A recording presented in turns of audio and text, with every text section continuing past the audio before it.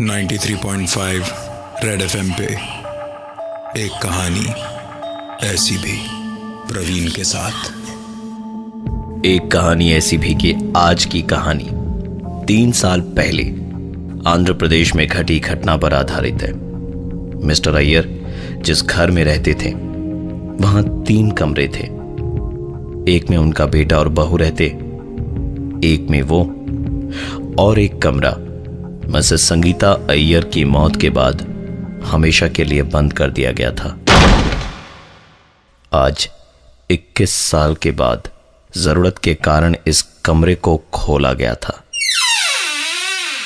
आप सोच रहे होंगे कि 21 साल तक यह कमरा बंद क्यों था। दरअसल 21 साल पहले 16 जुलाई की शाम इसी कमरे में मिसेस अय्यर की मौत हुई थी। मृत्यु के समय मिसेस अय्यर ने एक आखिरी लाइन कही थी जो मिस्टर अय्यर के कानों में हमेशा गूंजती रहती थी, और वो थी, मैं जा तो रही हूं पर वापस जरूर आऊंगी, जरूर आऊंगी। उस बात को 21 साल हो गए थे और इन 21 सालों में ऐसा कुछ भी नहीं घटा जो मिस्टर अय्यर को इस दरवाजे को खोलने से पहले हिचकिचाता। इसलिए आज मिस्टर अय्यर ने इस कमरे का दरवाजा फाइनली खोल दिया।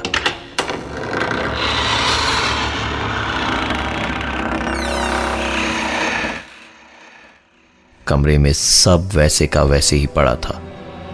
धूल की मोटी परत फर्श पर जम चुकी थी। मकड़ी के जाल दीवारों पर भरे पड़े थे, और वो बिस्तर जिस पर लेटे लेटे मिसेस अय्यर की मौत हुई थी वो भी वैसे का वैसे ही पड़ा था। तकिया एक तरफ से इस तरह दबा पड़ा था मानो जैसे कोई अभी भी वहां लेटा हुआ हो। टेबल पर दीमक इस कदर लगे हुए थे कि उस पर हाथ रखते के साथ ही पूरी टेबल धूल में बदल गई। कमरे की पूरी साफ सफाई करवाने के बाद मिस्टर अय्यर अपना मुंह और हाथ धोने ऊपर के फ्लोर पर गए। अपना चेहरा धोकर जैसे ही झुके हुए मिस्टर अय्यर खड़े हुए, उन्होंने आईने में अपने ठीक पीछे उनकी बीवी के चेहरे को देखा। इससे पहले कि मिस्टर अय्यर पलटते कि किसी ने उनकी गर्दन पीछे से पकड़ी और वॉश बेसिन पर जोर से दे मारा। वो भी 1 नहीं, 2 नहीं, पूरे 3 बार। शाम को जब मिस्टर अय्यर का बेटा और बहू घर वापस आए तो अपने पिताजी को वॉश बेसिन के पास खून से लथपथ पाया और उन्हें तुरंत हॉस्पिटल में एडमिट कराया। मिस्टर अय्यर की जब आंख खुली तो वहां चारों तरफ अंधेरा था। बस दूर एक रोशनी दिखाई दे रही थी। जैसे जैसे अंधेरा उनकी आंखों के सामने से हटा, उन्होंने देखा कि अगल बगल में कई लाशें पड़ी है। ये इस हॉस्पिटल का मॉर्ग था। मिस्टर अय्यर की नजर बाकी की लाशों के पैर के अंगूठे की तरह अपने पैर के अंगूठे पर गई तो पाया कि उनके अंगूठे से भी एक टैग लगा है, पर उसमें डेट आने वाले कल की थी। एक पल के लिए मिस्टर अय्यर सोच में डूब गए कि कहीं उनकी मौत तो नहीं हो गई। इसी कश्मकश में वो बाहर की ओर दौड़े तो निकलते के साथ ही सोफे पर मिसेस अय्यर को बैठा पाया। मिस्टर अय्यर वापस अंदर की ओर भागे और अंदर 93.5 रेड एफएम पे एक कहानी ऐसी भी, प्रवीण के साथ। आंध्र प्रदेश के रहने वाले मिस्टर अय्यर ने 21 सालों के बाद अपने घर का वो कमरा खोला जहां उनकी बीवी की मौत हुई थी।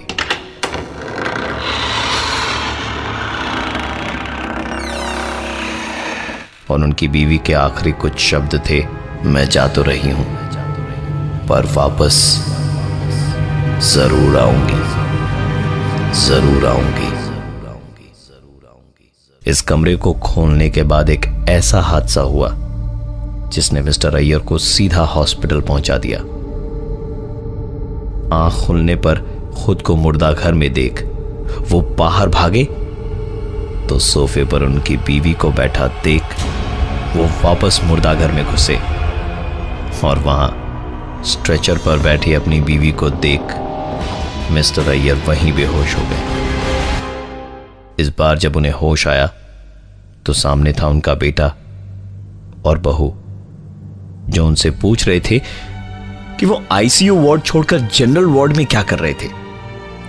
मिस्टर अय्यर ने कहा कि मैं जनरल वार्ड में गया ही नहीं, मेरी आंख खुली तो मैं मुर्दा घर में था, और फिर वहीं बेहोश हो गया। कोई भी मिस्टर अय्यर की बातें मानने को तैयार नहीं था, क्योंकि सबने उनको बेहोशी की हालत में जनरल वार्ड में देखा था। कुछ दिन हॉस्पिटल में बिताने के बाद मिस्टर अय्यर वापस अपने घर पहुंचे। देर रात मिस्टर अय्यर जब पलंग पर सोते वक्त करवट बदलना चाहते थे तो वो ऐसा नहीं कर पा रहे थे, क्योंकि किसी ने उनके पीछे से उनकी कमर बहुत जोर से पकड़ रखी थी। गर्म सांसों को वो अपने कंधे पर महसूस कर पा रहे थे। हिम्मत जुटाकर जब वो जरा सा पलटे तो अपनी बीवी का हंसता चेहरा देख जोर से चीख पड़े। उनकी चीख सुन बेटा और बहू दौड़े दौड़े कमरे में आए तो मिस्टर अय्यर वहां नहीं थे और उनकी चीखने की आवाज इस बार घर के गार्डन से आ रही थी। मिस्टर अय्यर के बेटे ने किसी तरह उनको संभाला और वापस घर के अंदर ले गए। मिस्टर अय्यर ने कहा कि वो अपने कमरे में नहीं सोना चाहते, उन्हें वहां डर लग रहा है, इसलिए वो घर के डाइनिंग हॉल में ही सो जाएंगे। मिस्टर अय्यर का बेटा वहां तब तक बैठा रहा जब तक मिस्टर अय्यर को नींद नहीं आ गई। जैसे ही उन्हें नींद आई वो अपने कमरे में चला गया और थोड़ी ही देर में उसने एक आवाज सुनी, जिसे सुनकर वो नीचे गया और वहां का नजारा देख उसका बदन ठंडा हो गया था। मिस्टर अय्यर पागलों की तरह दीवार पर कान लगाकर खड़े थे और कह रहे थे,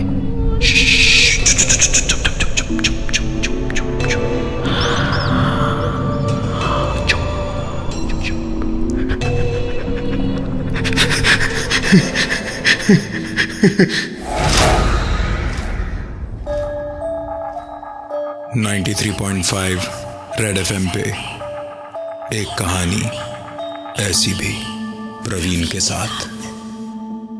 मिसेस अय्यर की मौत के बाद 21 सालों तक वो कमरा बंद रहा जहां उनकी मौत हुई थी, और जब से वो कमरा खोला तब से मिस्टर अय्यर को मिसेस अय्यर नजर आ रही थी और वो धीरे धीरे पागल होते जा रहे थे। उन्हें डाइनिंग हॉल में सुलाकर जब मिस्टर अय्यर का बेटा अपने कमरे में गया तो थोड़ी ही देर में उसे नीचे आना पड़ा, क्योंकि नीचे से आ रही थी कई आवाजें, और जाकर देखा तो मिस्टर अय्यर दीवार पर कान लगाए खड़े थे और बोल रहे थे,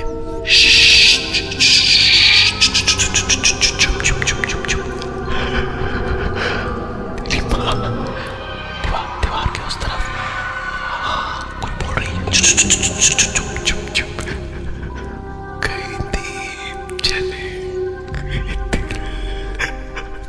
पापा मुझे बुला रही है, लेकर जाएगी, छोड़ेगी नहीं।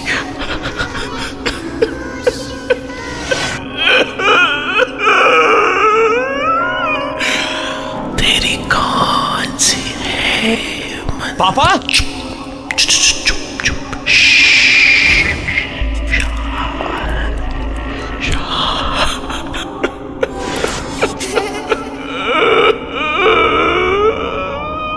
क्या कर रहे हो आप?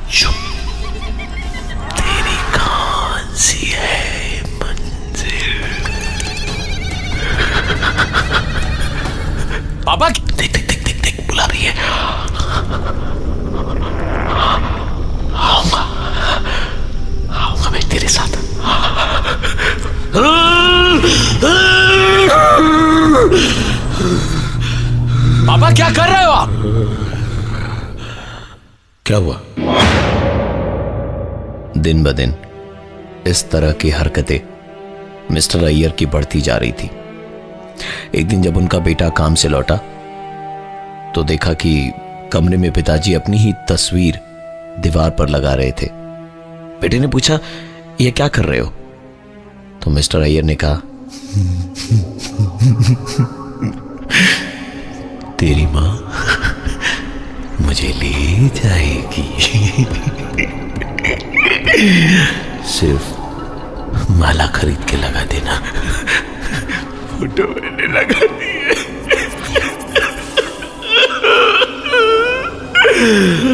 तेरी मां मुझे छोड़ेगी नहीं, ले जाएगी बहुत जल्द मुझे।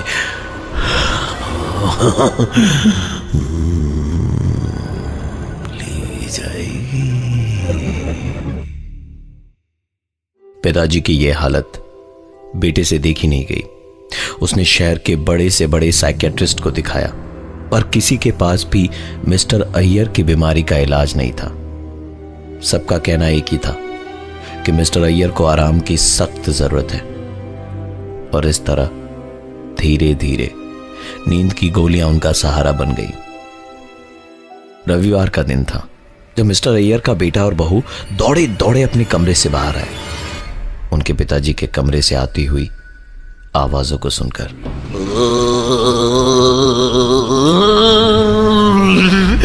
मैं मिक्सर ग्राइंडर हूं, तेरी मां मुझे चला रही है। ये देख, एक पे देख देख देख, तो 3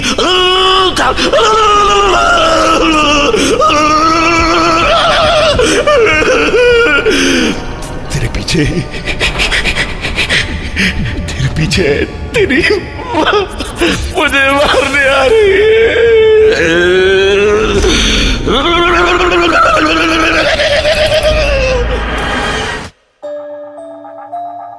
93.5 रेड एफएम पे एक कहानी ऐसी भी, प्रवीण के साथ। मिसेस अय्यर की मौत के 21 साल बाद वो कमरा खुला था जहां उनकी मौत हुई थी।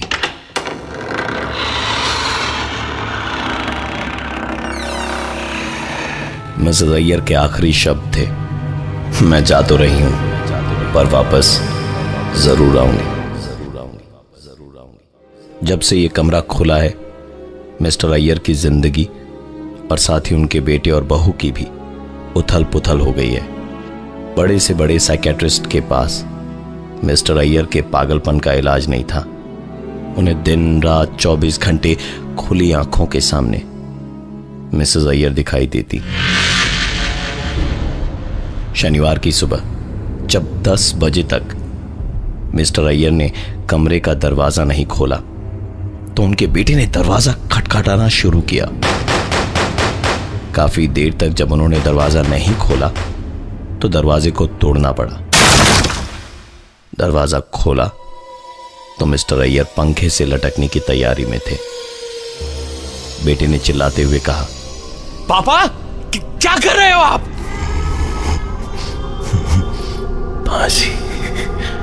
फंस गया हूं मैं, दरवाजा नहीं खोलना चाहिए।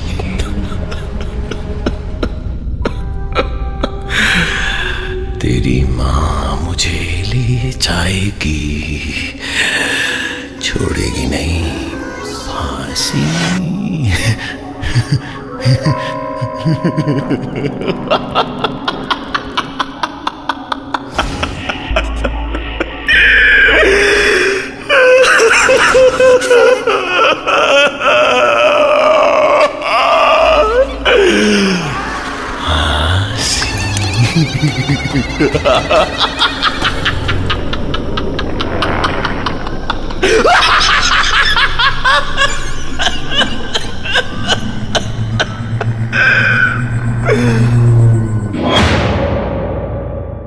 जब चीजें कंट्रोल से बाहर थीं, तो बेटे को अपना हाथ उठाना ही पड़ा। रविवार की शाम उस बंद कमरे से आवाजें आ रही थी। मिस्टर अय्यर के बेटे ने दरवाजा खोला तो ड्रेसिंग टेबल के ठीक सामने खड़े थे मिस्टर अय्यर, वो भी मिसेस अय्यर की साड़ी और गहने पहने हुए। बेटे को देखते के साथ ही बोले, अरे बेटा, तू आ गया। सुन, तेरा फेवरेट खाना बनाया है मैंने, बैंगन का भरता। उधर डिनर टेबल पर रखा है, खा लेना, भूलना मत। मैं तो बिंदी लगाना ही भूल गई, ये देखेंगे तो गुस्सा करेंगे। कहाँ रख दी मैंने बिंदी?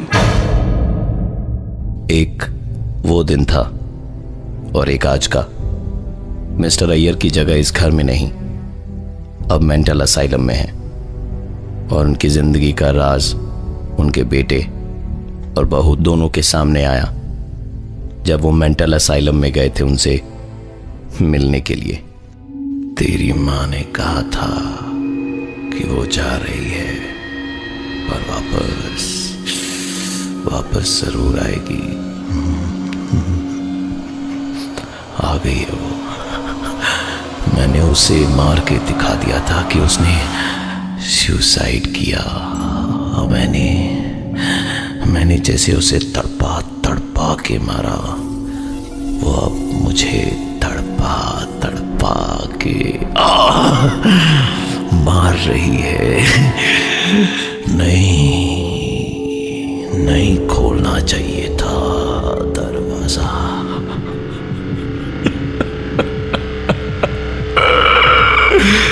नहीं खोलना चाहिए था।